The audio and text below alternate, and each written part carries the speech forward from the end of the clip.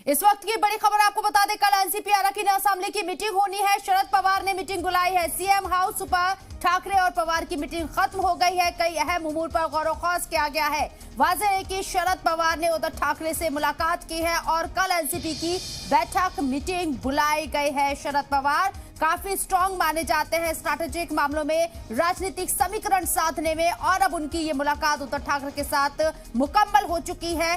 कई चीजों पर गौर-व-खौज किया गया है। वाज़ेह रहे कि इससे पहले 5:30 बजे के करीब उद्धव ठाकरे ने फेसबुक लाइव आकर अपनी बात कही और शिव सैनिकों को एक मैसेज दिया। इसके साथ साथ एकनाथ शिंदे की तरफ भी उन्होंने इशारा कहा है कि अगर वो चाहते, अगर मुझसे कहते मुख्यमंत्री पद से इस्तीफा देने के लिए और वो मुख्यमंत्री बनना चाहते तो मुझसे बात कर सकते थे, लेकिन एक सच्चा शिव सैनिक होने के नाते इस तरह की गद्दारी ना की जाए। जो एमएलएस गुवाहाटी के अंदर मौजूद है उनसे ये एक भावनात्मक सिंपैथिक अपील की है कि आप मुझसे बात कीजिए। अगर आप कहेंगे तो मैं इस्तीफा दे दूंगा, सीएम के ओहदे से इस्तीफा दे दूंगा, सदर के ओहदे से इस्तीफा दे दूंगा। अगर कोई शिव सैनिक सीएम बनता है तो मुझे खुशी होगी। और अब मुलाकात दोनों लीडरान के बीच, शरद पवार और उद्धव ठाकरे के बीच मीटिंग खत्म हो चुकी है।